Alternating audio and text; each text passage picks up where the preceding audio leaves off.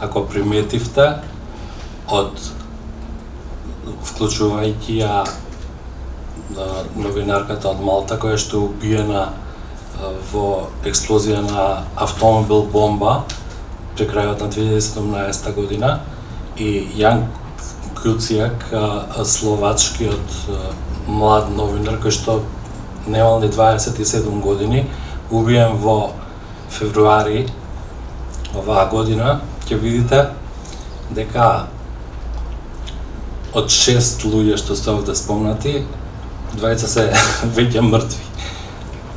И во тој смисол, сега ми се враќа филмот и што се поминавме и како беше. И мислам дека навистина е сатисфакцијата е голема, но не можеме да заборавиме ни што се поминавме и со какви луѓе се соочивме. Многу ми е жал што Звонко не беше во состојба денеска да дојде. Се возбуди од самата награда, се израдува, од друга страна секое појавување негово во јавноста му е травма, затоа што уште не е излечен од стравот што се може да се случи и што ќе се случи кога кога на крајот на грештата овој случај ќе се заборави, а некој што сака да се освети, може би се уште тоа го планира и во него тоа тлее. Ние навистина мораме сега да се движиме вртејќи ја главата лево-десно да видиме кој е во близина, кој не гледа. Едноставно не се чувствуваме слободно, а знаеме дека исто така никој не заштитува. Никој ли досега од владата, од институциите би се нема обратено да осмисла на тоа да го спроведе едноставно законот и да ви овозможи таа заштита, и доколку некој ви се обратил, во каква смисла беше тоа? Па до сега не сум имал некои официјални обраќања, а сите обраќања кои што ги имам добиено се во смисол зошто не треба и што е причината да не можам да се вратам таму кај што припаѓам.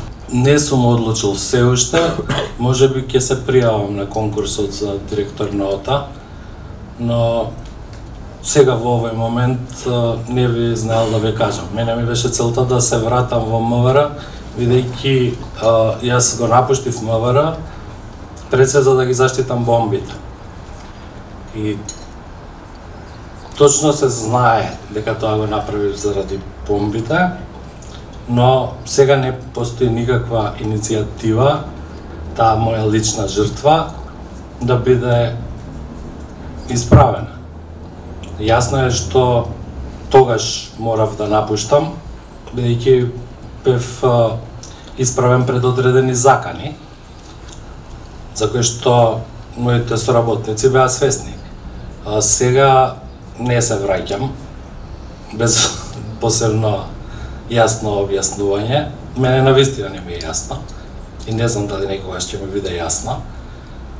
Важно е дека таа моја желба да се вратам, да се пензионирам таму, сега за сега не се исполнува, а јас никому па не сум ја ни кажал јавно. Е прв пат так јавно да признам дека навистина сакав таму да се вратам. Билите оставени се сам, на што смятате дека се должи ваквата маргинализација? Дали мислите дека во тој процес имаат улога некои центри на МОК или едноставно е, не знам, од други причини? И втори дел од прашањето би било дали ги следите значи реформите кои што беа најавени во тој сектор, значи во безбедносните структури, што мислите за тоа? Значи дали во моментов се прават потребните реформи особено нели откако се случи скандалот со прислушувањето? Значи јас можам да предпоставувам, ама бидејќи предпоставки не се факти, не би навлегувал сега во причината за мојата блокада.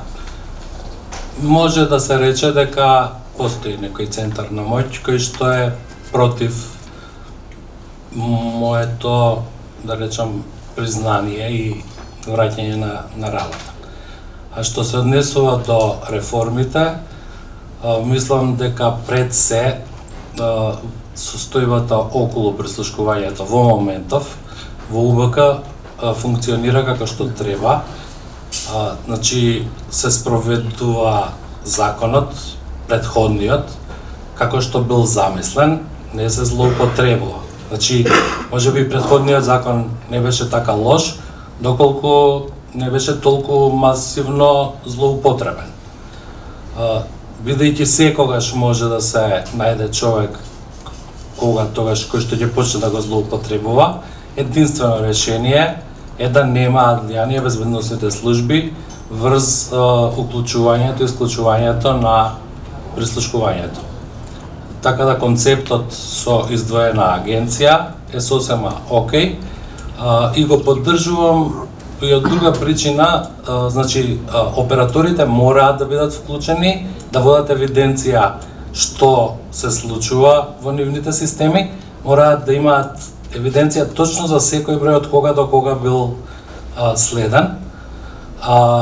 Но добро е да има една техничка агенција која што ќе им помага тоа да го прават на еден централизиран начин и да ги пренесува бараните безбедносни информации до другите безбедносни структури.